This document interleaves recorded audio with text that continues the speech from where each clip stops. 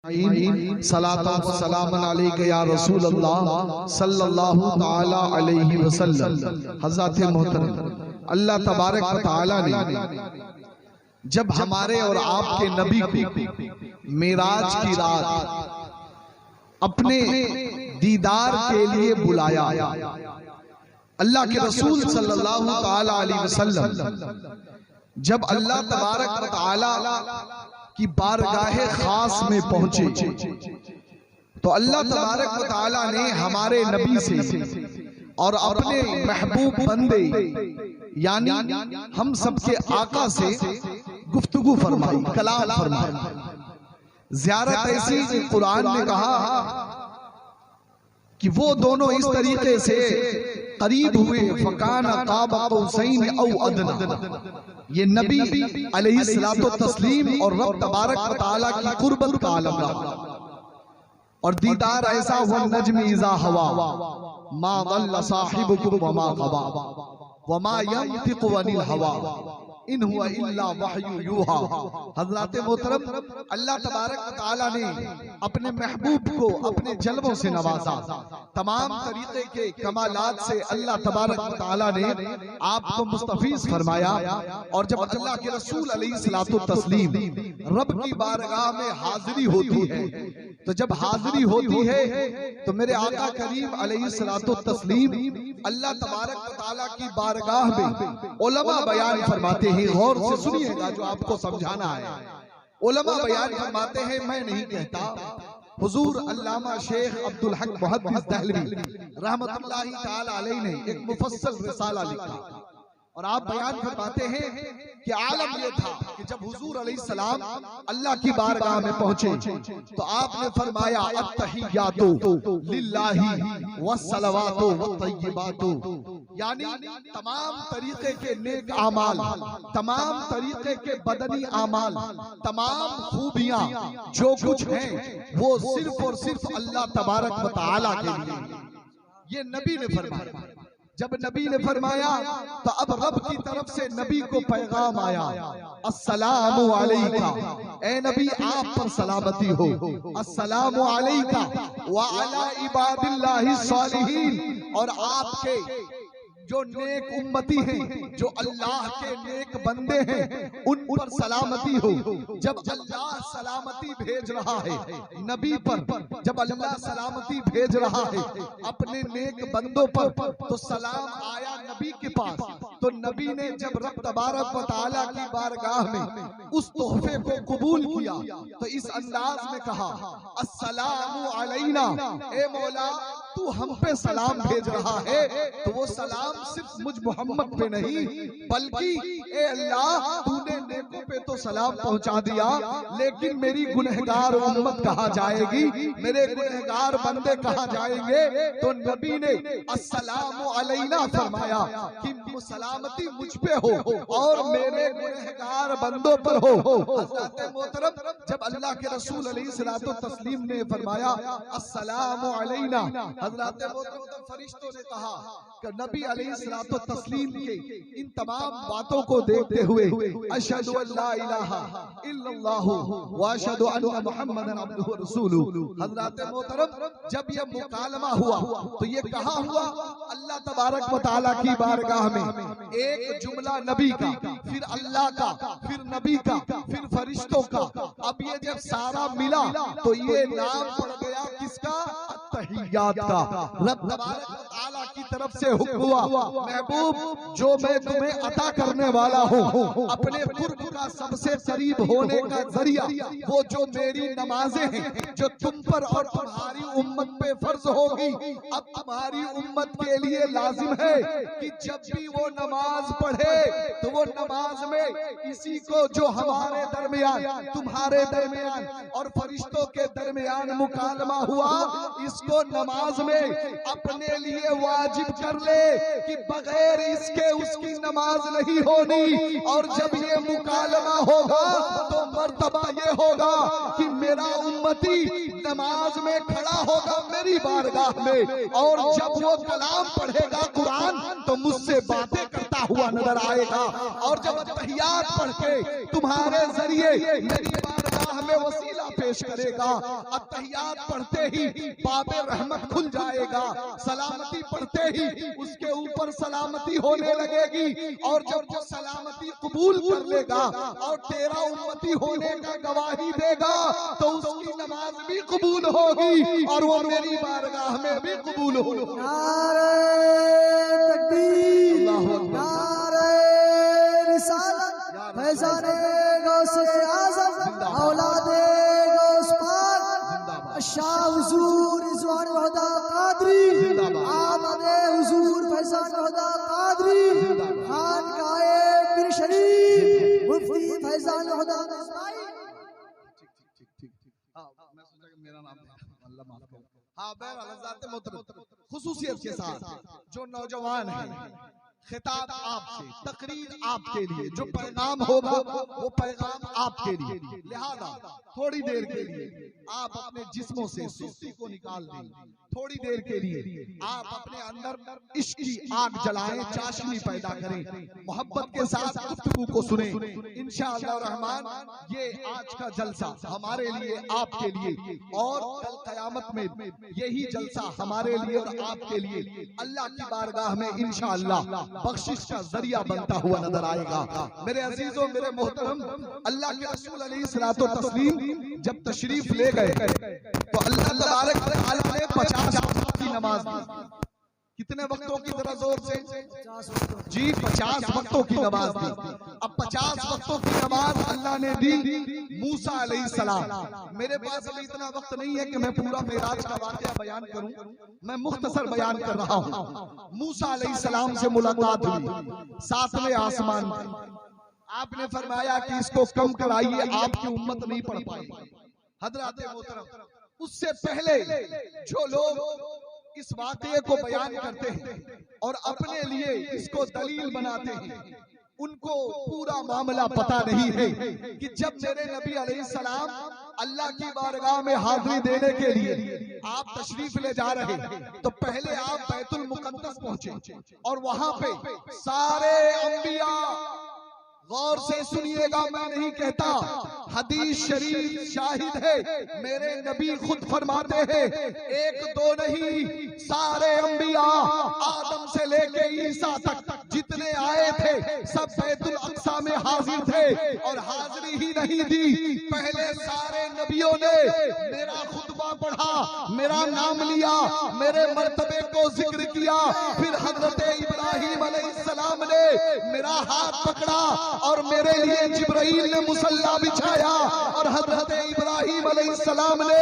मुझे पढ़कर मुसल्ले पे खड़ा किया। कहा, या रसूल अल्लाह, नमाज पढ़ाइए ताकि सबूत हो जाए कि अंबिया पे भी नमाज माफ नहीं, और आप पढ़ाएंगे तो ये भी सबूत हो जाए कि मोहम्मदुर रसूलुल्लाह के तरीके पे नमाज पढ़ने वाला कभी गुमराह नहीं हो सकता, कभी भटक नहीं सकता। ये दलील और सनद हो जाए। जनाबे वाला नबी आए, नमाज पढ़ाए, किसको पढ़ाए? जरा जोर से बोलते चले, किसको पढ़ाया नबी ने? सारे नबियों को पढ़ाया। जनाबे वाला पढ़ने वाले सारे नबी, पढ़ने वाले सारे के रसूल। जनाबे वाला अब जब इमामत हो गई तो मेरे नबी अलैहिस्सलाम आप बयान फरमाते हैं कि जब मैं बैतुल अक्सा को जा रहा था तो अब देखो नबी की निगाहे नबूवत कहां तक देखती है और क्या क्या देखती है, आप अंदाजा नहीं लगा सकते। बुराक की स्पीड कितनी ज्यादा थी, बुराक में अल्लाह ने तेजी कितनी रखी थी। उलमा बयान फरमाते हैं बुराक की रफ्तार इतनी तेज कि एक निगाह अभी यहाँ और आपने उठाई अगले पल तो पता चला आप कहाँ देख रहे हैं। इतनी दूर बुराक का एक एक कदम पड़ता था, इतनी स्पीड में। आप जरा सोचें, अगर आदमी कोई चीज देखना चाहे, मसलन आप किसी तेज गाड़ी में बैठे हो तो आप देखते होंगे फट फट फट फट नजारे गुजरते हैं, नजर नहीं आता कि क्या हो रहा है। लेकिन जरा देखिए मेरे नबी अलैहिस्सलाम की निगाहे नबूवत रफ्तार इतनी तेज है, फिर भी मेरे नबी फरमाते हैं कि जब मैं बैतुल अक्सा जा रहा था तो मैंने देखा कि हजरत मूसा अलैहिस्सलाम अपनी कब्र में नमाज अदा कर रहे हैं।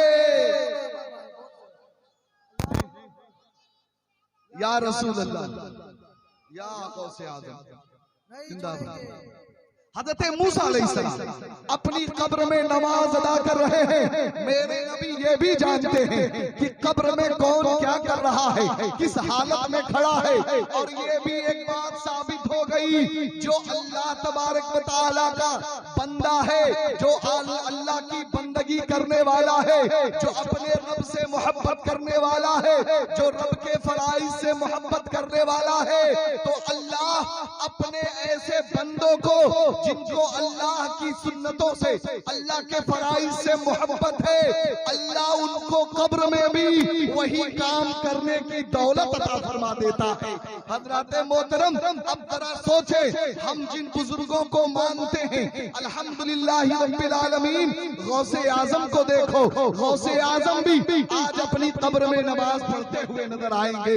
हुजूर ख्वाजा गरीब नवाज रिजवान अपनी कब्र में नमाज पढ़ते हुए नजर आएंगे। और वही सिलसिला, वही खून आले रसूल का जो पिंड में आया, तो जरा देखो सैयद शाह हुजूर ताजुद्दीन शाकिरी रहमतुल्लाही ताला अलैहि। हज़रत मोहतरम, आपने सुना होगा या नहीं सुना, फिर से बता देता हूँ, कान खोल के सुनिएगा। जनाबे वाला, आप हजारीबाग की एक मस्जिद में है और उस मस्जिद के इमाम साहब मौजूद हैं।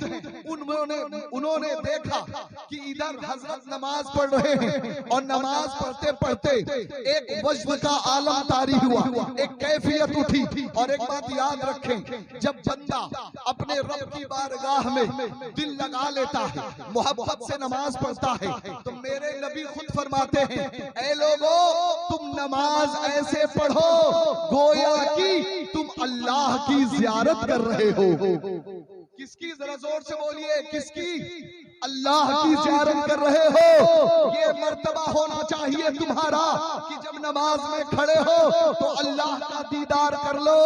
और अगर इतना ना हो सके तो कम से कम तुम्हारे अंदर ये जरूर ख्याल होना चाहिए कि मैंने जो सूरत बनाई है, खड़ा हूँ तो मैं अहमद की अलिफ बन के हूँ, झुकता हूँ तो हा बन जाता हूँ, जब सजदे में जाता हूँ तो पूरा मोहम्मद की सूरत बन जाती है। अब आलम यह है कि जब जब नमाज में खड़े होते हो तो तुम्हारा रब तुम्हें देख रहा है।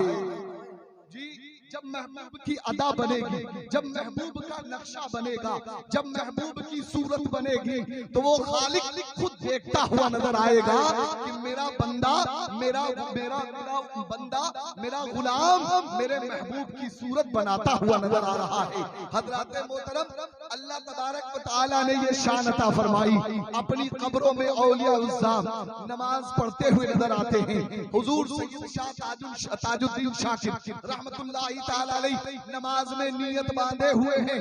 नमाज पढ़ते पढ़ते कैफियत तारी हुई, देखने वालों ने देखा कैफियत ऐसी तारी हुई, दिल अल्लाह की तरफ उठने लगा। और इधर दिल जब बढ़ने लगा तो अल्लाह ने ये करामत दिखाई आपके जरिए कि जनाबे वाला, जैसे जैसे आपकी कैफियत बढ़ती, आपका मुसल्ला भी हवा में उड़ता चला जाता। नमाज में तरक्की होती जाती, मुसल्ला हवा में चलता चला जाता। हजरत मोहतरम, बताना यह है कि हमारे इन बुजुर्गों की शान यह है, अल्लाह के कुर्ब को, अल्लाह की रहमतों को इधर उधर नहीं तलाशते थे, बल्कि अल्लाह के कुर्ब को नमाज में तलाशते थे। नारे तकबीर, नारे रिसालत, फैज़ाने गौसे आज़म, जिंदाबाद। खानकाए पीर शरीफ, दरबारे पीर शरीफ, औलादे मौलाए कायनात, हुजूर फैज़ान खुदा कादरी, सरज़मीने नसीबूर। जिंदाबाद। हज़रत मोहतरम, बड़ी तवज्जो के साथ आप भी सुन लें, मेरी माँ बहनें भी सुने और अमल करने की कोशिश करें। अल्लाह के रसूल अलैहिस्सलातु तस्लीम जब रब तबारक व तआला की बारगाह में हाजिरी हुई, रब ने 50 वक्तों की नमाज दी। मूसा अलैहिस्सलाम ने कहा, आपकी उम्मत पढ़ नहीं पाएगी। इसी जुमले पे गौर कराना है आपको। जो लोग पूरी बात नहीं बताते और कौम को माज़अल्लाह धोखा देने की कोशिश करते हैं, उनके लिए पैगाम है। और जिनके दिलों में किसी तरीके के सवालात, शको शुबहात हैं, उनके शुबहात भी दूर हो जाने चाहिए। जनाबे वाला अल्लाह तबारक व तआला की बारगाह से नमाज जब लेके आ रहे हैं, मूसा अलैहिस्सलाम ने कहा आपकी उम्मत नहीं पढ़ पाएगी। गए रब की बारगाह में जाके कहा या अल्लाह मेरी उम्मत पे रहम फरमा। अल्लाह ने 5 वक्त की नमाज कम कर दी। जाते रहे आते रहे, जाते रहे आते रहे, 9 मरतबा हुजूर गए और मूसा अलैहिस्सलाम कहते रहे 45 वक्त की नमाज अल्लाह ने मुआफ कर दी। कितने वक्त की, जरा जोर से, 45 वक्त की नमाज माफ कर दी। जनाबे वाला आपको नमाज की माफी का तो ख्याल रहा, लेकिन मेरे नबी मुस्तफा अलैहिस्सलाम की ताकत का ख्याल नहीं रहा।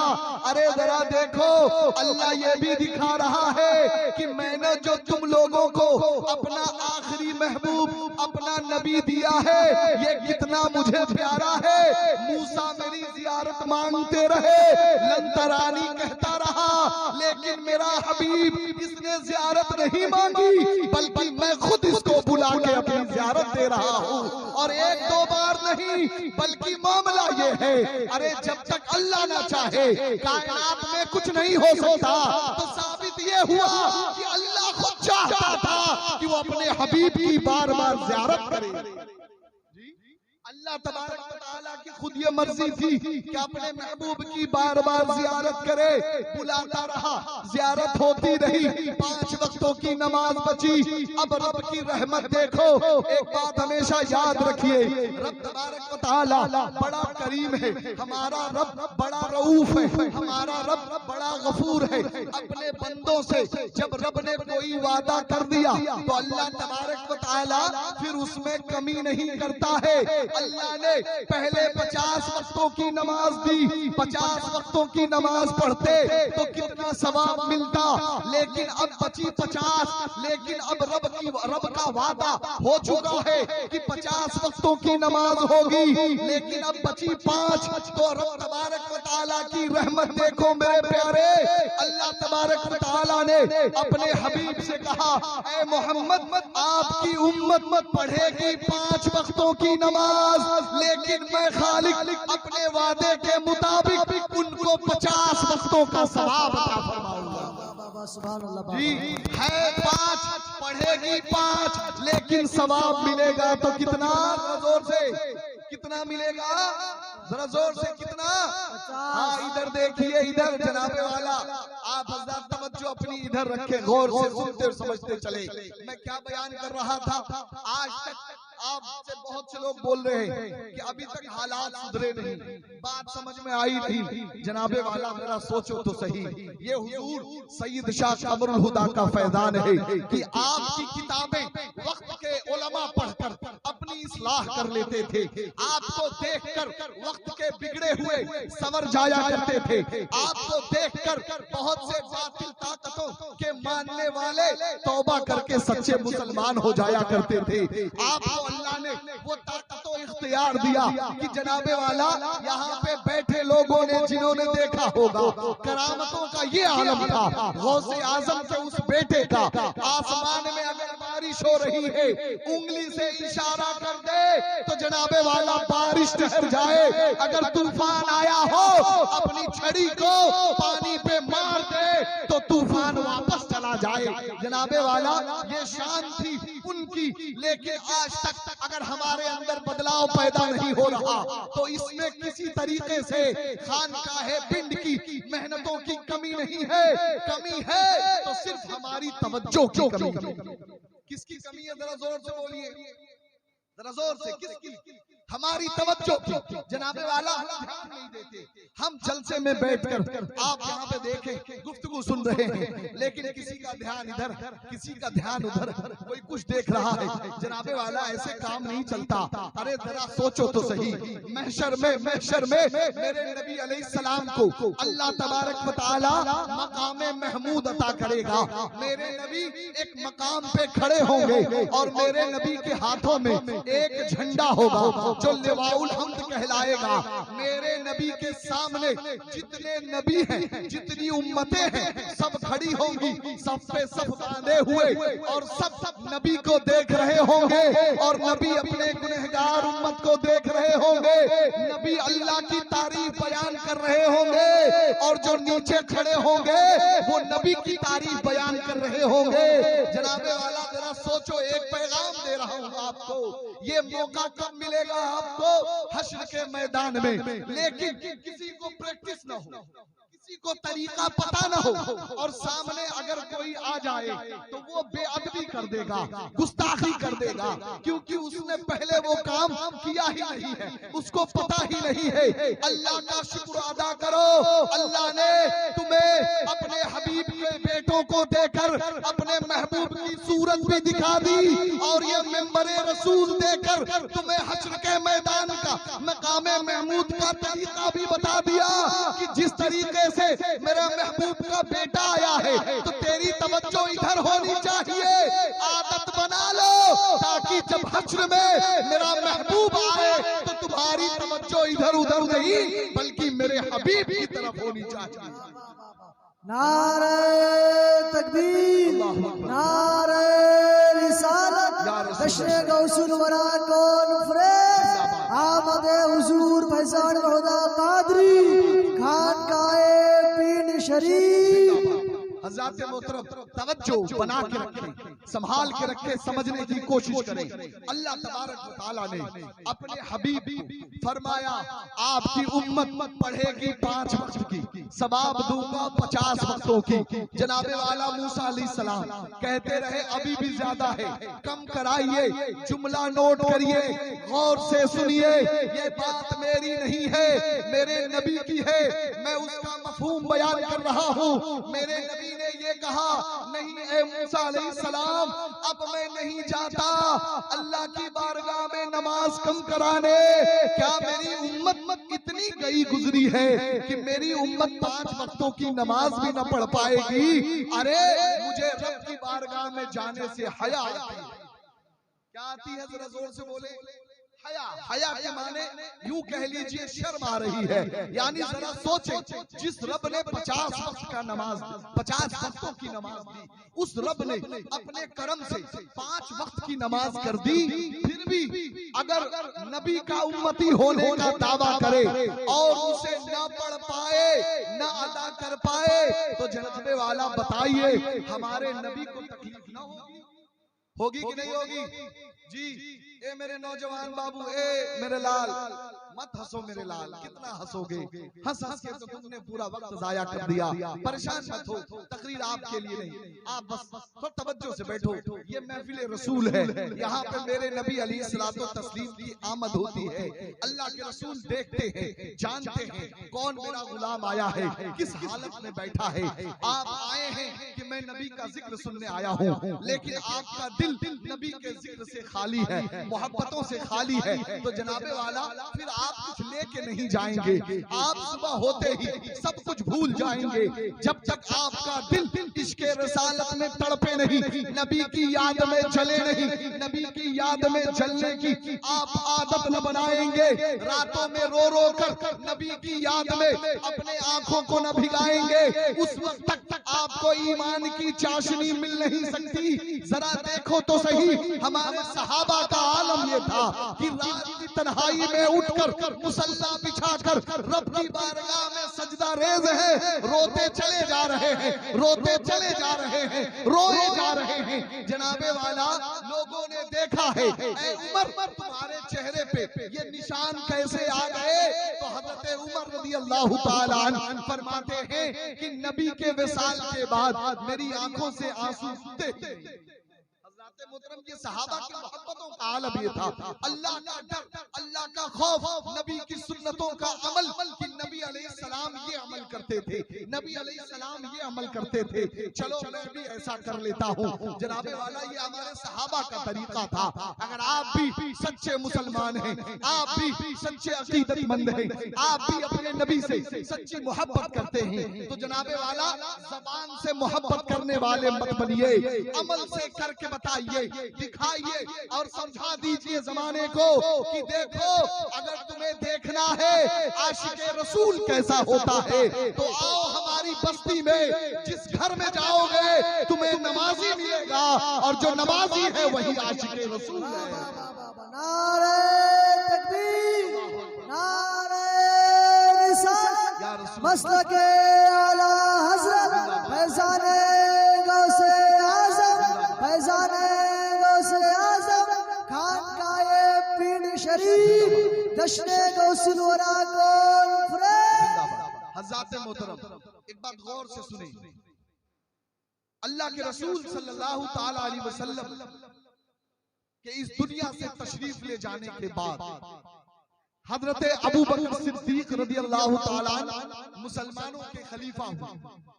आपके बाद हजरत उमर रदियल्लाहु ताला अन्हु का जमाना आया। मेरे नबी की एक आदत थी, सुन्नत तरीका था कि मेरे नबी रात को अपने घर से निकलकर मदीने की गलियों में, मक्के की गलियों में घूमा करते थे कि कोई जरूरतमंद तो नहीं है कि मैं उसकी मदद करूं। अल्लाह अकबर है मेरे मुसलमानों, जरा देखो ये मेरे नबी का अखलाक है, तरीका है। आज हमारा आलम ये है कि बगल में हमारा पड़ोसी दर्द से कराहता रहता है, टूटा रहता है, लेकिन हम उसकी हालत भी पूछने नहीं जाते। हालात तो इतने बदल गए कि पड़ोसी तो पड़ोसी, बाप और बेटे में अगर ना इत्तेफाकी हो गई तो बेटा बाप को देखने नहीं जाता है। जनाबे वाला, आप जरा सोचो, ये हमारे नबी ने तालीम दी है। आप मक्के में घूम रहे हैं, आपने देखा एक घर से आवाज आई, वाकया सुना होगा हजरत बिलाल के मुसलमान होने का। यही तरीका मदीने में भी रहा। मेरे नबी गश्त करते थे, रात में खबर लेते थे कि कौन रातों को क्या कर रहा है। जानते हैं जरा हज़रात मोहतरम, मेरे नबी अलैहिस्सलातु तस्लीम की ये सुन्नत जो मैंने बयान की, इस पर सहाबा अमल करते रहे। फिर एक दौर आया, हजरत उमर रज़ियल्लाहु ताला अन्हु भी रात में घूम के गश्त करते और गश्त करके आते तो फजर की नमाज जमात से पढ़ाते। क्या करते, जरा जोर से बोलिए। फजर की नमाज जमात से पढ़ाते और पढ़ाने के बाद गौर से सुनिए, पीछे मुड़ के देखते कि कौन नमाज पढ़ने आया है और कौन नहीं आया। एक एक बात गौर से सुनिए, कौन नमाज पढ़ने आया है और कौन नहीं आया। मेरे नबी देखते थे, अगर कोई नहीं आया तो मेरे नबी पूछते थे फला क्यों नहीं आया, तो लोग बता देते थे जो भी वजह रहती थी। एक दिन है मेरे नौजवानों, ये तकरीर सिर्फ तुम्हारे लिए है। एक दिन हजरत उमर रज़ियल्लाहु ताला अन्हु ने नमाज पढ़ाने के बाद पीछे मुड़ के देखा तो एक नौजवान ताबई जिनका नाम हजरत उस्मान है, वो सफ में नजर नहीं आए। हजरत उमर रज़ियल्लाहु ताला अन्हु बड़े बेकरार हुए। अरे वो तो बड़ा नमाजी बच्चा है, वो तो बड़ा नेक बच्चा है, वो तो हर वक्त नमाज में आता है, आखिर क्या वजह है आज फजर की नमाज में उस्मान नहीं आया।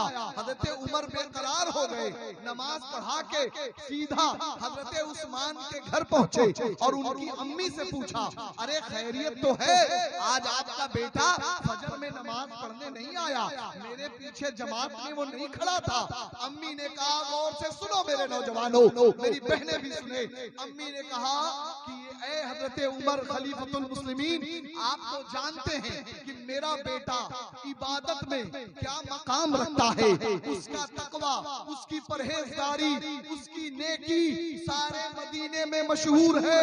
मेरा बेटा रातों में कितनी इबादत करता है, मदीने का बच्चा बच्चा जानता है।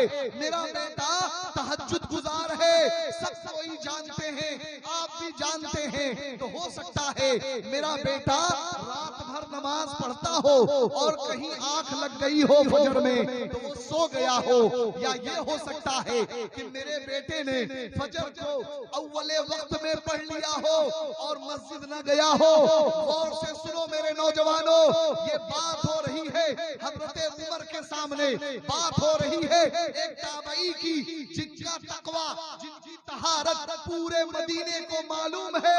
अब हजरत उमर रज़ियल्लाहु ताला ने जब ये सुना अपनी गर्दन को हिलाया और कहने लगे नहीं नहीं नहीं नहीं, उस्मान चाहे तो पूरी रात इबादत न करे, लेकिन उसको चाहिए कि वो फजर की नमाज मस्जिद में आके जमात से पढ़ा करे, क्योंकि मेरे नबी मस्जिद में जमात से नमाज पढ़ा करते थे।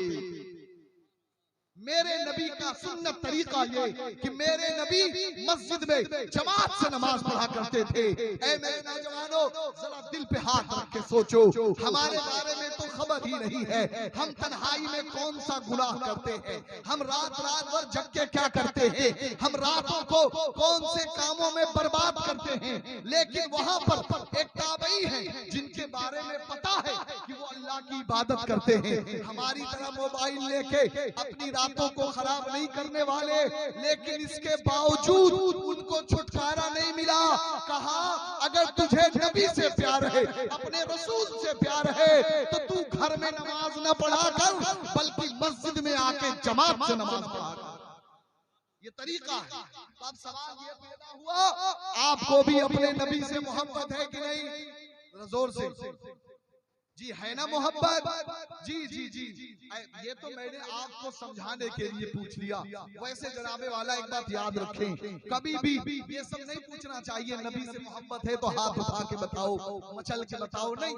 मोहब्बत अल्हम्दुलिल्लाह हमारे सीनों में है, लेकिन इस सीने की मोहब्बत को अपने अमल में लाइए, अपनी जिंदगी में लाइए, अपने तरीके में लाइए और ऐसे बन जाइए कि आपको जो भी देखे तो शक न रहे, बल्कि आपका चेहरा वजू की बरकत से इतना चमकता नजर आए, आपकी पेशानी सजदों की बरकत से ऐसी खुशबूदार नजर आए कि जो भी देखे वो कहता हुआ नजर आए, अरे ये तो कोई नमाजी आ रहा है। तो अमल को ये बनाना चाहिए, नौजवानों को पैगाम तो ये होना चाहिए। मैं आपसे पूछूं, आप हजरत फातिमा ज़हरा रज़ियल्लाहु ताला अन्हा से मोहब्बत करते हैं ना? जी कौन है फातिमा? पहचानते हैं? जरा जोर से बोले कौन है? अरे कौन है? हाँ कौन है? नबी की बेटी। हाँ मेरे मालिक भाई ने कहा कि इमाम हसन इमाम हुसैन की अम्मा हजरत अली कर्रमल्लाहु वजहुल करीम की आप उनकी बीवी हजरत मोहतरम वो खातून जन्नत किसकी बेटी है? जोर से फिर किसकी बेटी है? नबी की बेटी है। दुनिया में रहते अल्लाह तबारक व तआला की तरफ से ये मुद्दा आया, नबी अपनी बेटी को कहिए कि तू जन्नती औरतों की सरदार है। जी फातिमा को ये मुबारकबादी दे दो कि तुम्हारा पर्दा अल्लाह ने इतना पसंद किया है कि जब तुम महशर में आओगी तो तुम जब चलोगी तो जितने भी होंगे सब निगाहें झुका लेंगे और फातिमा शान से गुजरती हुई नजर आएगी। नारे तकबीर, नारे रिसालत, खानदाने अहले बैत, खानदाने अहले बैत, नारे तकबीर, नारे रिसालत। वो फातिमा जनाबे वाला उनकी बात कर रहा हूँ, लेकिन आपने ये भी सुना होगा कि हज़रत खातून जन्नत फातिमा ज़हरा रज़ियल्लाहु ताला अन्हा खुद फरमाती हैं कि जब इमाम हसन इमाम हुसैन पैदा हो गए तो मैं घर के काम करती थी और आलम ये था कि हाथ से आटा गूंद रही हूँ तो पैर से झूला झूला रही हूँ, पानी भी खींच के ला रही हूँ, घोड़ों को पानी भी पिला रही हूँ, अपने बच्चों की परवरिश भी है, शौहर की खिदमत भी है, गर्मी का आलम है, कोई खादिम नहीं है, कोई मदद करने वाला नहीं है। अब जरा सोचो फातिमा का मकाम कितना बुलंद है। अल्लाह के रसूल ने अपनी बेटी को कोई गुलाम नहीं दिया कि फातिमा मैं सबको गुलाम दे सकता हूँ लेकिन तुझे नहीं। जनाबे वाला अल्लाह तबारक व तआला फातिमा से इतनी मोहब्बत करता है, तुझे दुनिया के गुलामों की जरूरत नहीं। फरिश्ते जाएंगे तेरे घर का चालू चूल्हा झाड़ू करेंगे, फरिश्ते जाएंगे तेरे बेटे को खिलाते हुए नजर आएंगे, उनका झूला झुलाते हुए नजर आएंगे। जनाबे वाला उस फातिमा की बात कर रहा हूँ जिनका मकाम ये है। लेकिन इन सब के बावजूद आप मुझे बताइए कि हज़रत फातिमा ने कभी सजदा छोड़ दिया हो, कभी नमाज छोड़ दी हो, फातिमा ने कभी नमाज न पढ़ी हो, बल्कि हज़रत फातिमा ज़हरा रज़ियल्लाहु ताला अन्हा का आलम ये है, तारीख बताते हैं कि सर को सजदे में रखा है तो सजदा इतना लंबा किया कि सुबह की अज़ान होने लगती है तो आप फरमाती है अल्लाह तू अपनी इस बंदी पर करम कर दे कि कोई रात ऐसी मिले कि मैं पूरी रात तेरी बारगाह में सजदा कर सकूं। जनाबे वाला वो फातिमा ज़हरा रज़ियल्लाहु ताला अन्हा सर को सजदे में रखा है तो दुआ भी कर रही है, तो अपने लिए नहीं, अपने बेटों के लिए नहीं, बल्कि अल्लाह मेरे नाना की उम्मत को बख्श दे, मेरे अब्बा की उम्मत को बख्श दे, मेरे अब्बा की उम्मत को बख्श दे। जनाबे वाला वो हज़रत खातूने जन्नत है, सर को सजदे में रख रही है। माँ जब ये पैगाम अपने बेटे को देगी कि बेटा सर को सजदे में रखना ही सबसे बड़ी कामयाबी है, तो फिर उसका रंग कैसे निकलता है। एक जमाना आया कि जनाबे वाला हज़रत अमीर माविया इंतकाल कर गए, यजीद तख्त पे बैठता, बैठने के बाद गौर से सुनिए, मेरे पास दलील भी है, गवाह भी है, शाहिद भी मौजूद है, उलमा बयान फरमाते हैं तख्त पे बैठते ही यजीद ने ऐसे ऐसे काम किए जो शरीयत के खिलाफ थे। शरीयत के खिलाफ काम कौन से होते हैं? तो यजीद ने सबसे पहले काम तो ये किया माज़अल्लाह कि उसने इस उम्मत में सबसे पहले जिसने बाज़ाब्ता पे दर पे लगातार एक नमाज के बाद दूसरी नमाज के बाद तीसरी नमाज के बाद चौथी, जिसने सबसे पहले छोड़ना शुरू किया उस आदमी का नाम यजीद है। क्या नाम है? अरे जरा जोर से, अरे यजीदी बनोगे कि हुसैनी?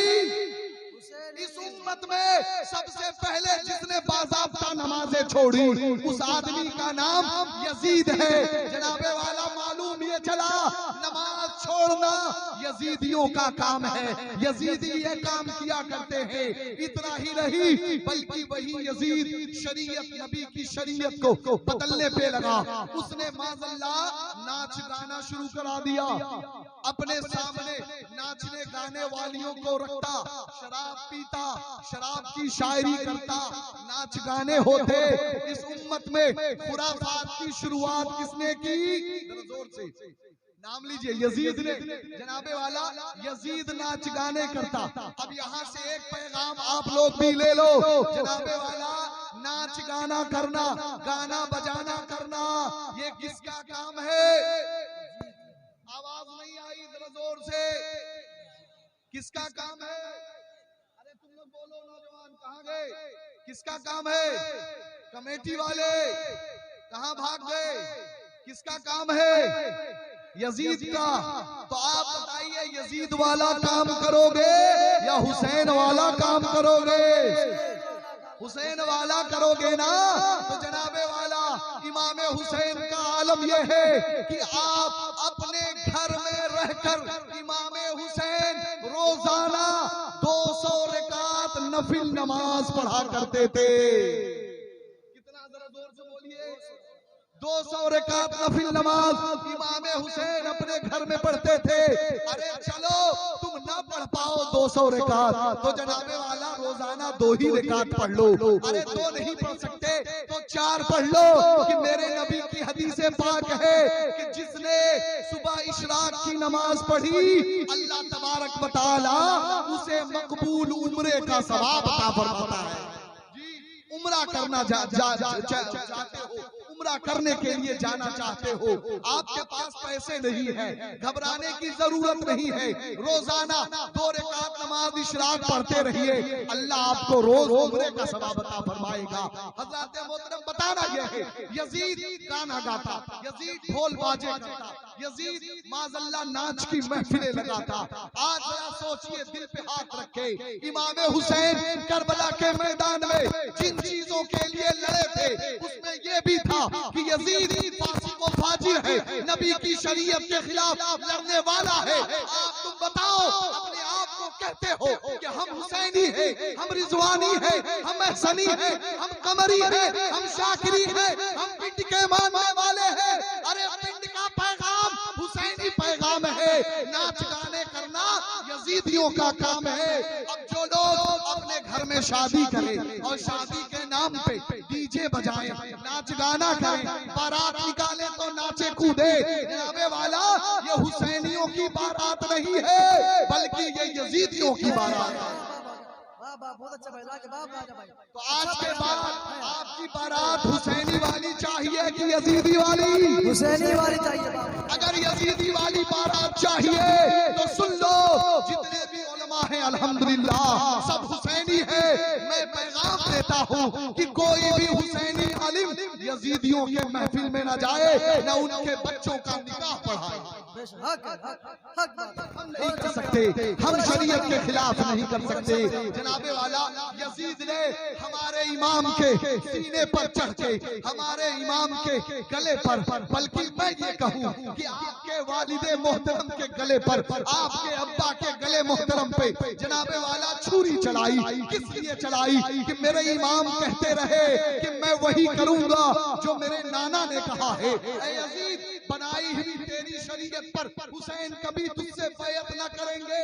जनाबे वाला यजीद का ये अमल था, यजीद ये काम करता था। तो आज के बाद सभी लोग दिल से कहें कि हम ऐसे बुरे काम नहीं करेंगे। बोलिए ना भाई, अरे बोलिए ना। दिल में चोर है, डर है क्या? आपको अल्लाह पसंद है, रसूल पसंद है, इमाम हुसैन पसंद है, या शैतान या यजीद पसंद है? कौन पसंद है? इमाम हुसैन पसंद है। तो वादा कर लीजिए, एक मिसाल पैदा कीजिए, आज के बाद हमारे इलाके में ऐसी शादी नहीं होगी। और अगर होगी तो लड़की का बाप कह दे, अगर डीजे लेके आओगे, नाच गाने के साथ आओगे तो मैं अपनी बेटी नहीं दूंगा। मैं अपनी बेटी किसी गरीब मुसलमान आशिक रसूल से मैं शादी कर दूंगा, लेकिन एक पैसे वाला जो यजीदी काम करने वाला है, मैं अपनी बेटी उसके घर नहीं दे सकता। नारे तकबीर, नारे रिसालत, पैगामे इस्लाम, सुन्नते मुस्तफा, जश्ने गौसुल वरा कॉन्फ्रेंस। हज़रात मोहतरम, एक पैगाम पैदा कीजिए, एक माहौल पैदा कीजिए। लगना चाहिए हमारे किरदार से, हमारे अमल से। आज के जमाने में मुखालिफीन आपके बहुत हैं और हर जमाने में बढ़ते जाएंगे। मेरे नबी की हदीस पाक भी है, अनकरीब जमाने में ऐसे ऐसे लोग पैदा होंगे जो माज़अल्लाह नबी होने का भी दावा करेंगे। आपके लिए आपके नबी का तरीका, आपके नबी की शरीयत, आपके बुजुर्गों का तरीका, आपके बुजुर्गों के अमलियात, आप जिन बुजुर्गों से जुड़े हुए हैं, जो अल्लाह उसके रसूल का पैगाम देने वाले हैं, वही है अमल करने का सबसे बेहतरीन रास्ता। अगर आप उसको मजबूती से पकड़े रहेंगे तो जनाबे वाला आप कभी गुमराह नहीं होंगे। यजीदियत हर जमाने में नए नए रंग से उठेगी। यजीद ने कहा हम नमाज नहीं पढ़ते, नमाज छोड़ता था। जनाबे वाला आज के जमाने में कोई टोला खड़ा हुआ है जो यजीद को अपना बाप मानते हुए नमाज का इनकार करता है। जनाबे वाला सुन लो, जो ऐसे लोग हैं वो हुसैनी हो नहीं सकते, और जो हुसैनी ना हो वो भला ख्वाजा का कैसे हो सकता है, वो चिश्ती कैसे हो सकता है? अरे जनाबे वाला, चिश्ती होने के लिए अली का गुलाम होना जरूरी है, हुसैन का गुलाम होना जरूरी है। अल्लाहू अकबर, या रसूल अल्लाह, या हज़रत मोहतरम, जो गुलाम हजरत ख्वाजा पिया हो जाएगा भी, लेकिन जन्नत में उसका दाखिला हो जाएगा। अरे पृथ्वीराज के बाप दादाओं ने भी सोचा ना था एक कटोरे में आना सागर फिदा हो जाएगा। हज़रत मोहतरम, अगर बात आई है ख्वाजा पाक की तो जरा उनके भी सुन तो चलो। जनाबे वाला लोग कहते हैं कि हमें मार्फत मिल गई है। क्या मिल गई है? जरा जोर से क्या मिल गई है बाबू? मेरे बाबू, माहौल खराब हो जाएगा। कोई तवज्जो रखे, थोड़ी देर तवज्जो रखे, हंसी मजाक को बंद करे, वरना कोई फायदा नहीं है। आपके जलसा कराने का तवज्जो रखे, वो ना भूल जाएंगे। लोग कहते हैं हमें मार्फत मिल गई है। अब मार्फत की हकीकत मैं बता दूं आपको। आपने देखा होगा कि जो चिश्ती हजरात बहुत से मिलेंगे, वो 4 कोने वाली टोपी लगाते हैं, जिसे बोलते हैं फारसी में चहार तरकी, यानी 4 कली वाली टोपी। इधर से इधर से इधर से 4 कली वाली टोपी होती है। ये टोपी हजरत ख्वाजा उस्मान हारवनी रहमतुल्लाही अलैह की आप अपने मुरीदों को ये निशानी दिया करते थे, उनके सर पर ये टोपी दिया करते थे और ये टोपी देकर फरमाते थे, सुनो इसमें 4 हिस्से इसलिए हैं कि एक खाना शरीयत का है, जरा जोर से बोलिए, एक खाना शरीयत का है, दूसरा खाना तरीकत का है, तीसरा खाना हकीकत का है, चौथा खाना मार्फत का है। और सुन लो, जो शरीयत में कामिल नहीं होगा वो कभी भी तरीकत को नहीं पहुंच सकता। जो तरीकत को नहीं पहुंचेगा हकीकत को नहीं पहुंच सकता। जो हकीकत को नहीं पहुंचेगा वो मार्फत को नहीं पहुंच सकता। अरे जब ख्वाजा पाक के पीर ये फरमा रहे हैं तो तुमने तो शरीयत छोड़ दी है, तो तुम्हें मार्फत न मिलेगी, मिलेगी तो शैतान और यजीद की मार्फत मिलेगी। जी अल्लाह अकबर भाई, या रसूल अल्लाह अल मदद, नहीं छोड़ेंगे, नहीं छोड़ेंगे, नहीं छोड़ेंगे, नहीं छोड़ेंगे। जिंदाबाद जिंदाबाद। अल्लाह हज़रत मोहतरम, मार्फत मिल ही नहीं सकती, शरीयत छोड़ के तरीकत हो ही नहीं सकती। पहले शरीयत पे अमल करो, फिर तरीकत का मकाम आता है। तरीकत आ गई तो अब हकीकत का मकाम है। अब हकीकत में जब इंसान कामिल हो जाए तब उसके लिए मार्फत का मकाम आता है। एक बुजुर्ग से पूछा गया कि एक आदमी अगर अपनी पूरी जिंदगी मेहनत करे तो वो मार्फत को कब पहुंचेगा? तो फरमाते हैं अगर शबो रोज दिन रात वो आदमी इबादत में लगा रहे, फिर भी मार्फत पे पहुंचने के लिए उसे कम से कम 70 साल लगेंगे। कितने साल लगेंगे? 70 साल। यहाँ होते ही इस्तिंजे का तरीका नहीं पता, अगर शरीयत को नहीं मानते तो इसका मतलब फिर तुम इस्तिंजा भी नहीं करते। अरे कैसे? जब शरीयत को तुम नहीं मानते, शरीयत को नहीं मानते तो जनाबे वाला फिर तो तुम बहुत चीजों को छोड़ देते होगे। जब यही तरीका रहा तो फिर जनाबे वाला फिर तो तुम्हारी नस्ल और औलादों के बारे में क्या हुक्म होगा? मैं कुछ और नहीं कहना चाहता, लेकिन बस इतना बताना चाहता हूँ जनाबे वाला, आप अपनी नस्लों को अगर सलामत देखना चाहते हैं, आप चाहते हैं कि कयामत के दिन आपकी नस्लें अल्लाह के रसूल की बारगाह में खड़ी हो और अल्लाह के रसूल उस पे फख्र करते हुए नजर आए, तो अपनी औलादों को नमाजी बनाओ, आशिके रसूल बनाओ, आशिके गौसे आजम बनाओ, आशिके ख्वाजा बनाओ, तब मेरे नबी उस उम्मत पे फख्र करते हुए नजर आएंगे।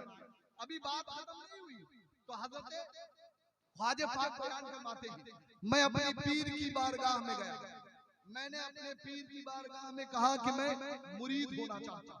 गौर से सुनिएगा, आजकल तो अल्लाह तबारक व तआला ने करम फरमा दिया है हमारे बुजुर्गों पर कि आपको ज्यादा तकलीफ नहीं दे के मुरीद कर लेते हैं, ये इनका करम है जी। वरना पहले क्या होता था, ख्वाजा पाक ने कहा मैं मुरीद होना चाहता हूं, तो हजरत ख्वाजा उस्मान हारवनी रहमतुल्लाह अलैह ने कहा अच्छा ठीक जाओ, आज की रात तुम बैठकर पूरी रात कुल हुवल्लाहु अहद का विर्द करो, जाओ पूरी रात ख्वाजा पाक कुल हुवल्लाहु अहद, कुल हुवल्लाहु अहद, कुल हुवल्लाहु अहद का विर्द करते रहे। अब अगले दिन आए, कहा विर्द कर लिया, कहा कर लिया, जाओ आज से लेके पूरी रात तक तुम सिर्फ अल्लाह की बारगाह में नमाज पढ़ो। क्या पढ़ो? जरा जोर से नमाज पढ़ो। ये मुरीद होने का तरीका बता रहा हूं। गए नमाज पढ़ते रहे, हाजिर हुए, कहा पढ़ लिया, कहा इधर आओ, करीब आए, हाथ रखा ऐसे आंखों पर, कहा मोइनुद्दीन जरा सर नीचे करो, क्या देख रहे हो? कहा अभी तो मैं ये देख रहा हूँ कि जमीन के कोने कोने अल्लाह ने मेरी निगाहों में रोशन कर दिए हैं, मैं जमीन के हर कोने को बिल्कुल साफ साफ देख रहा हूँ। कहा और क्या देखा? कहा अभी और कुछ न देखा। कहा जाओ, अभी तुम कामिल नहीं हुए, जाओ और इबादत करो। हज़रत मोहतरम फिर वजीफा दिया, इबादत करते रहे। फिर आए अगले दिन, फिर हाथ रखा, कहा देखते हो आसमान की तरफ सर उठाओ। जब उठाया तो कहने लगे अल्लाह ने ऐ मेरे पीरे मोहतरम सारे हिजाबात हटा दिए हैं, मुझे अल्लाह तबारक व तआला सातों आसमान को रोशन कर रखा है और अल्लाह ने मेरे लिए जमीन के सातों तबक रोशन फरमा दिए। कहा अब तुम मुरीद होने के लायक हो। फिर मुरीद किया और मुरीद करने के बाद हज़रत ख्वाजा उस्मान हारमनी रहमतुल्लाहि अलैहि की बारगाह में 1-2 साल नहीं, पूरे 17 साल। कितने साल? 17 साल। किसी रिवायत में है 13 साल। अपने पीर की जूतियां, अपने पीर के नालैन को अपने बगल में दबा के ख्वाजा पाक अपने पीर के साथ घूमते रहे।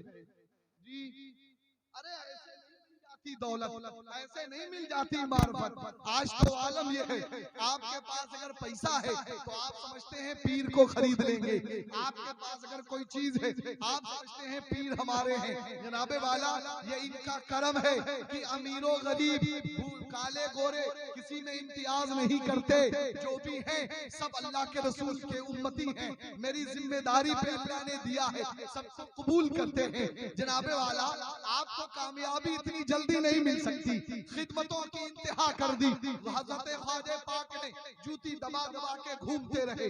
जब वक्त गुजर गया, एक दिन अपने पीर से इजाजत तलब की, हजरत अगर इजाजत हो तो मुझे आप इजाजत दे दें कि मैं दुनिया में घूम कर जाऊं, इस्लाम की तबलीग करूं। जनाबे वाला अब उनके पीर ने कहा ठीक जाओ, तुम इस्लाम की तबलीग करो।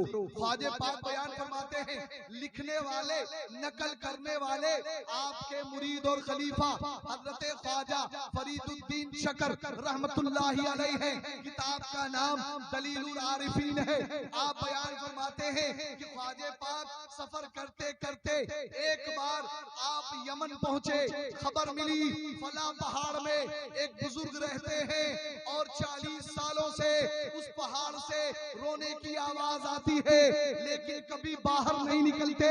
ख्वाजा पाक ने सोचा चलो चल के मुलाकात कर लेते हैं। आप जब गए तो क्या देखा, उन बुजुर्ग के दरवाजे पर 2 शेर बैठे हुए थे। क्या बैठे हुए थे?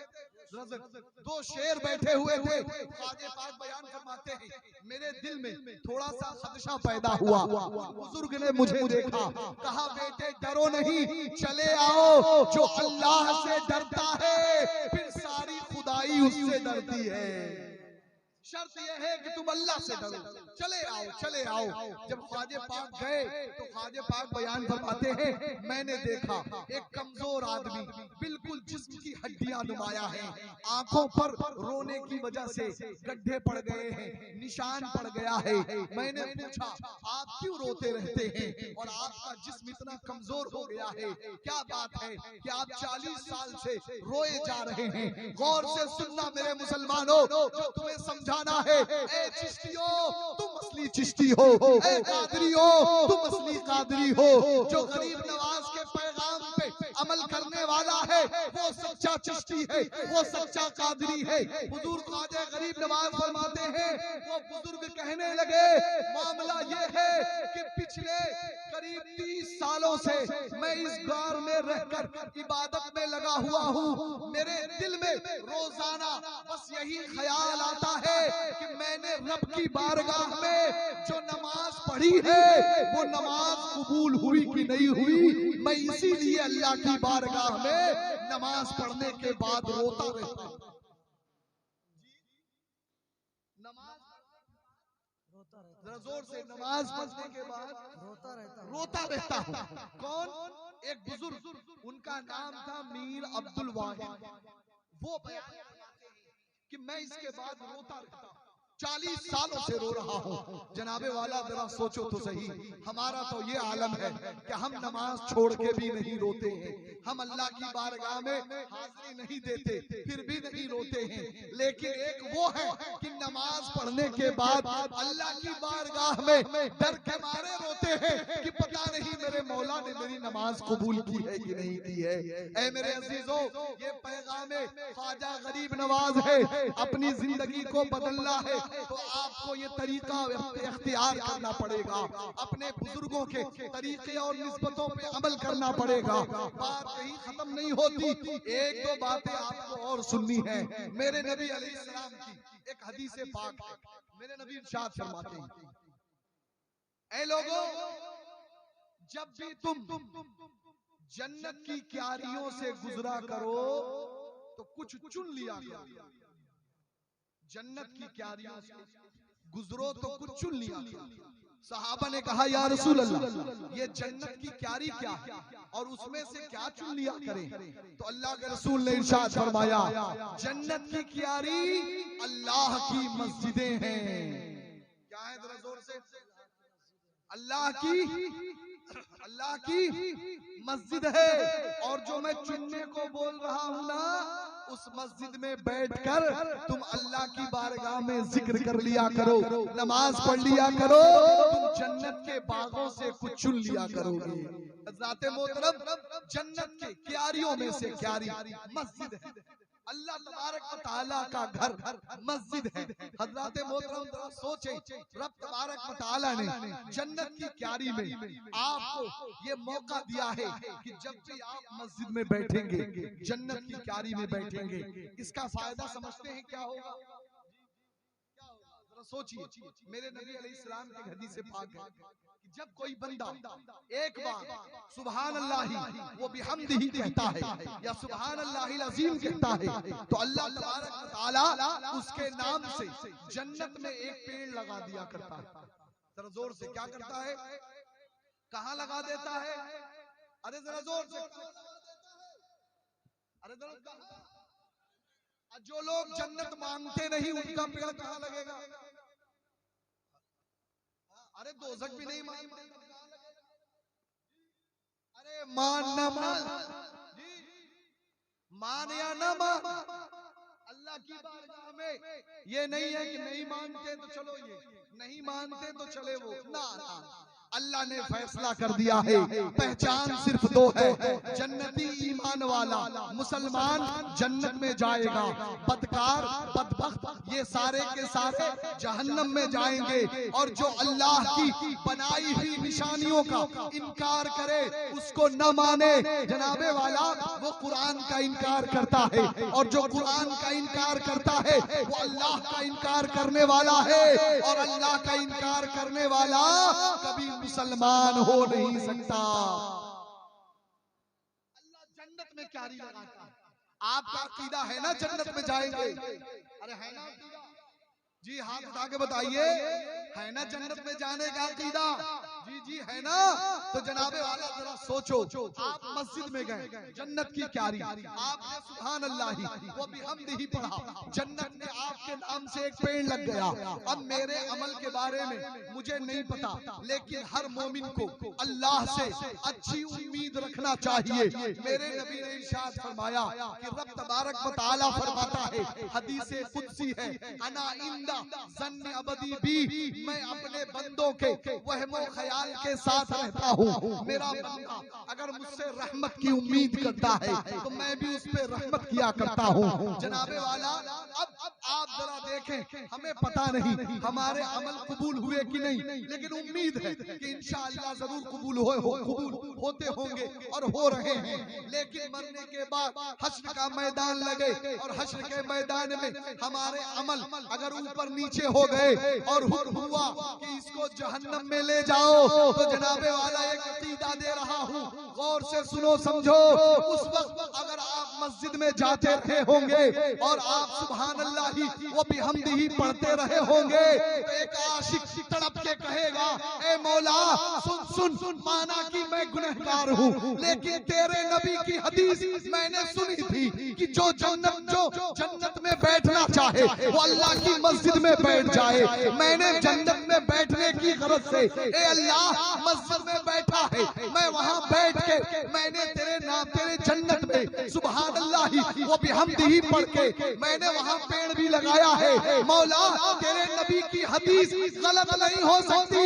मैं गुनहगार सही, लेकिन उस मस्जिद में बैठने की वजह से, नमाज पढ़ने की वजह से अल्लाह मुझे बख्श दे।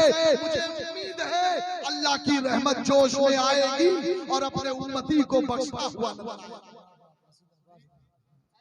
बनी है ना। एक मिसाल दूं आपको समझिएगा।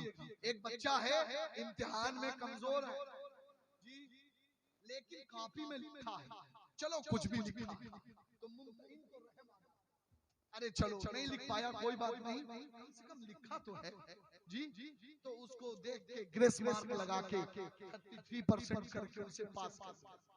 लेकिन एक लड़का जो न टीचर की सुनता है, न बुक पढ़ता है, न स्कूल आता है, टीचरों की तौहीन करता है, बुक्स में जो लिखा है उसे मानता नहीं, उसे पढ़ता नहीं, न उसके पास थ्योरी है न उसके पास प्रैक्टिकल है, और अटेंडेंस भी कम है। तो बताओ ऐसे लड़के को इम्तिहान में बैठने दिया जाएगा? जरा जोर से बैठने दिया जाएगा? अबे तेरा अटेंडेंस कम है, फिर तू तो स्कूल के टीचरों की इज्जत भी नहीं करता था, बड़ा बदतमीज लड़का है। फिर तूने सिलेबस पढ़ा भी नहीं है और सिलेबस को कहता था कि ये उल्टा सीधा लिखा है, तो काहे को चला आया मुंह उठा के? जनाबे वाला उसको बैठने का मौका तक नहीं मिलेगा। लेकिन एक वो है जो कमजोर है, इबादत का सलीका नहीं पता, पढ़ने का अंदाज नहीं पता, लेकिन बस इतना पता है कि तेरे महबूब भी ऐसे ही रुकू करते थे, तेरे महबूब भी ऐसे ही सजदा करते थे, तेरे महबूब भी ऐसे ही तैयार पढ़ते थे। मैं कुछ नहीं जानता, मैंने तो सिर्फ सूरत मोहम्मदी बनाई है। मौला मुझे बस उसी मोहम्मद के सदक़े में बख्श। नारे तकबीर, नारे रिसालत, मसलके आला हज़रत फैज़ान हुज़ूर रिज़वान खुदा कादरी, आमदे हुज़ूर फैज़ान खुदा कादरी, खानकाए पीर शरीफ सरज़मीने दसीपुर। आखिरी में एक दो बातें आप सुन लें। ये मस्जिद अल्लाह का घर है, और मस्जिद ऐसी वैसी नहीं, बल्कि मेरे नबी अलैहिस्सलाम की हदीस पाक है कि क़यामत के दिन मस्जिदों को अल्लाह बुलाएगा अपनी बारगाह में, और जो भी उसमें अजान देने वाले हैं सब उसकी लगलम पकड़ के आएंगे, जैसे ऊंट का मालिक अपने ऊंट को पकड़ के आता है। और फिर अल्लाह उन मस्जिदों से पूछेगा कि बताओ फला बस्ती वालों ने जहां पे तू थी तेरे साथ क्या किया? तो मस्जिद कहेगी ए मौला इन लोगों ने मेरा पेट नहीं भरा। मस्जिद में गुलगुल्ला मिठाई, मस्जिद में बिरयानी खिलाने से, अब्बा के मरने के बाद कुरान की पेटी रखने से, मरने के बाद लोटा चटाई बिछाने से, उसको रंगो रोगन कराने से, मस्जिद में लाइट पंखा लगाने से मस्जिद का पेट नहीं भरता, बल्कि मस्जिद कहेगी मौला मुझे बनाया तो बहुत शानदार, लेकिन मौला कभी नमाज पढ़ने नहीं आते थे। मौला इनकी तादाद इतनी थी कि अगर ये पूरे आते तो पांव रखने की जगह न मिलती, लेकिन मौला इनको शर्म भी न आती थी कि ये जुमे को भी नहीं आते थे। अल्लाहु अकबर।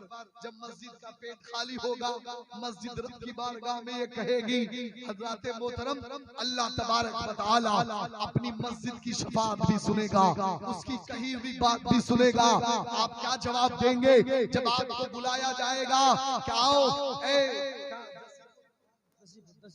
जसीपुर के मुसलमानों बताओ तुम्हारी मस्जिद क्या कह रही है? तो क्या जवाब देंगे आप? ये क्या कहेंगे आप? हम इमाम भी नहीं रख पाते थे। जनाबे वाला इमाम दुनिया की सबसे मुश्किल जिम्मेदारी है इमामत। आपको बड़ा आसान लगता होगा, आदमी मुसल्ले पे खड़ा हो गया नमाज पढ़ा दिया, लेकिन आपको शायद नहीं पता जब बच्चा छोटा हो ना, बच्चा छोटा लोग हैं सब समझिए, बच्चा छोटा हो ना, बाप निकलता हो, बच्चा आके पैर पकड़ ले, दामन पकड़ ले, रोने लगे, तो बाप की मोहब्बत उस वक्त फटती, दिल में तड़प पैदा होती है, और बाप बच्चे को गोद में उठा लेता है, बोसा देता है, उसे प्यार करता है, छोड़ता है जी। फिर जरूरत पड़ी तो घर में रुक जाता है, देर के बाद निकलता है। यही बाप की मोहब्बत अल्लाह ने इमाम के दिल में भी तो डाली है, डाली है कि नहीं डाली है? उसको भी अल्लाह ने औलाद दी है कि नहीं दी है? अब जरा सोचो, अजान हो गई है, जमात खड़ी होने वाली है, अब्बा निकले, बेटा आके पीछे से दामन पकड़ लिया, अब्बा अब्बा करने लगा। अरे जरा सोचो, एक इमाम तुम्हारे लिए अपने बेटे की मोहब्बत को कुर्बान कर देता है, झिड़की देकर पीछे ढकेल देता है कि बेटा जाओ, बाद में आना, अभी मुझे मुसलमानों की इमामत के लिए जाना।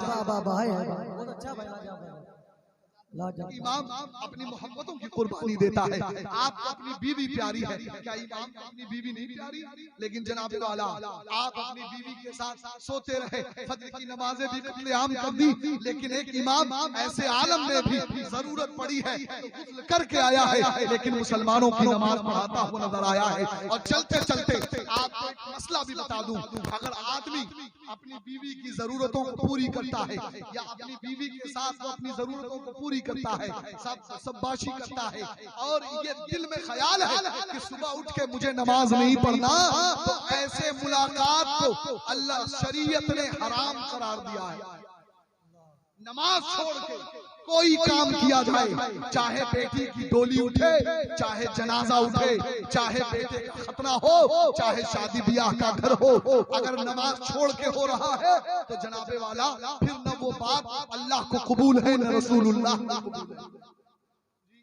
जंग के वक्त में जब वक्त आ पड़ा तो गर्दन कटाने की बात है, तो ऐसे आलम में जब नमाज माफ नहीं, तो जनाबे वाला खुशी में कैसे नमाज माफ हो जाएगी? मैं आपको समझाना चाहता हूँ, अपने मस्जिद में अच्छा इमाम रखिए, जो इमाम शरीयत का जानकार हो, जो इमाम मसाइल का जानने वाला हो, अच्छी तनख्वाह दीजिए। आप जरा सोचें, आप कितने कामों में, फजूल कामों में कितने पैसे खर्च कर देते हैं। जिस तरीके से कमेटी बन के कमेटी वालों ने जलसा करा दिया, मैं कहता हूँ सारे लोग अगर अपने घरों से रोजाना का अगर 50 रुपए भी बांध दें, 10 रुपए भी बांध दें गुल्लक बना के, कि रोजाना इस गुल्लक में इमाम साहब के नाम से 10 रुपया डालेंगे, तो हर घर से महीने में 300 रुपया निकलेगा। और जनाबे वाला 100 घर भी हो गए तो इमाम साहब की तनख्वाह कितनी होगी? 30,000। जनाबे वाला 30,000 आप तनख्वाह दे सकते हैं, लेकिन मैं ये नहीं कहता कि आप 30,000 दो, 40,000 दो, अरे जनाबे वाला इतना दो। आप जरा सोचो, एक बच्चा आपका बीमार हो जाए, से खांसी आ जाए, चले जाइए डॉक्टर के पास, देखने की फीस अलग लेता है, फिर दवाई लिखेगा, एक खांसी की सिर्फ आज के टाइम पे छोटे बच्चे की भी लेने जाएंगे ना तो 80 रुपए से कम की नहीं आती। डॉक्टर की फीस मिला दो, एक बार बच्चे के फू करने से जनाबे वाला मिला जुला के उस बाप का 500 रुपया चला गया, और आपने महीने में 4,000 रुपए तनख्वाह दी है, तो बताओ इतने पैसे में किसका घर चलता है? इस वजह से मेरे अजीजों, मेरे मोहतरम, ये पैगाम सबके लिए है।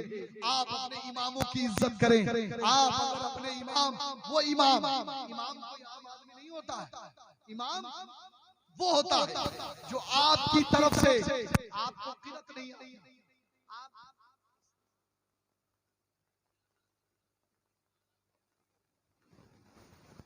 आ जाएगी बस आखिर। जी जी, अब ये भी समझ लें जनाबे वाला कि एक इमाम, हाँ मैं बयान कर जनाबे वाला, अब एक इमाम है, वो इमाम आपको रब की बारगाह में खड़ा करता है इस दावे के साथ कि तुम्हारी किरत अच्छी नहीं है ना, कोई बात नहीं, तुम मेरे पीछे चुपचाप खड़े रहो, तुम्हें अब तैयार नहीं, कोई बात नहीं, आओ मेरे पीछे खड़े रहो, तुम्हें सही से रुकू सजदा नहीं आता, कोई बात नहीं, आओ मेरे पीछे तुम खड़े रहो। जनाबे वाला, अब आपकी क़िरात दुरुस्त नहीं है, आपको तहियात याद नहीं है, लेकिन जमात से जब आप नमाज पढ़ते हैं इमाम के पीछे, तो अल्लाह तबारक व तआला इमाम की क़िरात को आपकी क़िरात बना देता है और आपकी नमाज को अपनी बारगाह में कबूल कर लेता है। ये इमाम का मर्तबा है। अब अगर कोई इमाम अपने इमामत के मनसब का ख्याल न करे तो फिर वो इमाम हो ही नहीं सकता। मस्जिद, कुरान ने कहा, कुरान मुक़द्दस अल्लाह रब्बुल इज्जत ने कहा कि जो लोग मस्जिदों को खराब करते हैं, वीरान करते हैं, पहले पारे की आयत करीमा सूरह बकरा की, माफ करिएगा क्योंकि अचानक से बात आई तो अभी मौजूद नहीं। मोहम्मद सल्लल्लाहु अलैहि वसल्लम नहनु इबाद मोहम्मद सल्लल्लाहु अलैहि वसल्लम सल्लल्लाहु अलैहि सलातो सलाम अलैहि या रसूलुल्लाह हबीबल्लाह सल्लल्लाहु तआला अलैहि वसल्लम कि जो लोग मस्जिदों को तबाह करते हैं, बर्बाद करते हैं, अल्लाह के जिक्र से रोकते हैं, तो अल्लाह तबारक व तआला ऐसे लोगों को रुसवा करेगा, खाइब व खासिर करेगा। अब अगर इमाम साहब अजान देने के बाद ताला लगा के भाग जाए, अब इमाम से पूछा जाए भाई क्यों भाग जाते हो, क्या नमाजी नहीं आते? क्योंकि मुझे एक जगह खबर मिली, मैं गया तो अकेला एक आदमी नमाज पढ़ रहा, तो मैंने कहा रुकिए आता हूँ, और अजान तो अभी हुई है, आप अभी क्यों नमाज पढ़ रहे हैं? तो कह रहा हज़रत आइए आप पढ़ लीजिए, यहाँ कोई दूसरा नहीं आएगा। ये हमारी कौम की हालत, अगर कंडीशन ऐसी है तो अल्लाह पे रहम फरमाए। हज़रात मोहतरम, अगर इमाम साहब ताला लगा के भाग जाते हैं कि कोई नमाजी न पढ़े, तो फिर तो इमाम रहने के लायक ही नहीं है। लेकिन अगर वो इसलिए भाग जाते हैं कि कोई पढ़ने आता ही नहीं, बस्ती में कोई नमाज पढ़ता ही नहीं, तो जनाबे वाला फिर मैं अल्लाह की बारगाह में दुआ करूंगा कि वो मस्जिद, वो बस्ती ही बाकी न रहे, वो बस्ती ही खत्म हो जाए। जहां अल्लाह का घर सुना रहे, अल्लाह का घर सुना करके तुम अपने घर में इस तरीके से मजे लो, कहां की बात है। जनाबे वाला ख्वाजा पाक बयान फरमाते हैं कि मैं एक बस्ती से गुजरा तो मैंने देखा वहां के लोग जल्दी जल्दी वजू बना रहे हैं, तो मैंने कहा भाई अभी तो जोहर का टाइम हुआ नहीं, आप लोग वजू किस लिए बना रहे हैं?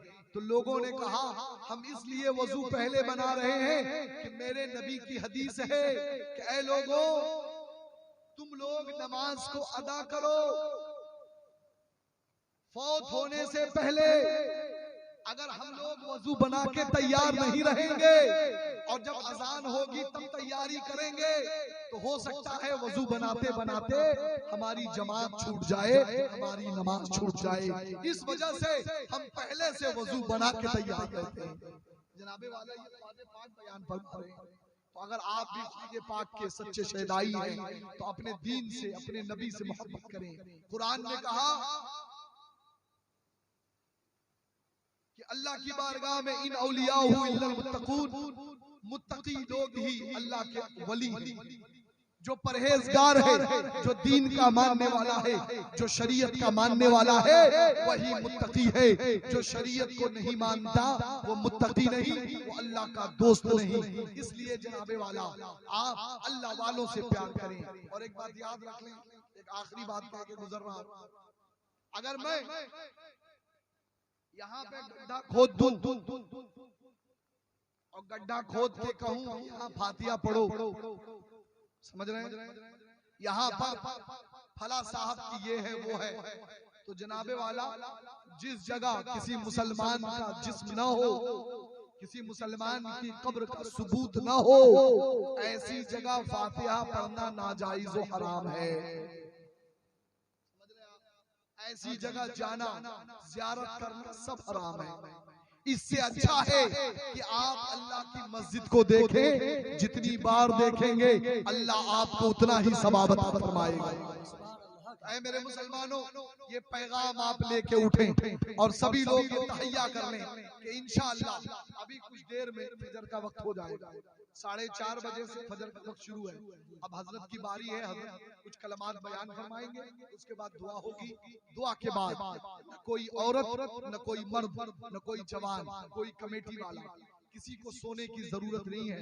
सारे लोग वजू बना के मस्जिद में जाके बैठे। और मैं गुजारिश करूंगा कि मस्जिद में अव्वल वक्त में अजान दीजिए, और हजरत चाहे तो इमामत फरमा दे, लोगों के लिए बड़ी करम की बात होगी।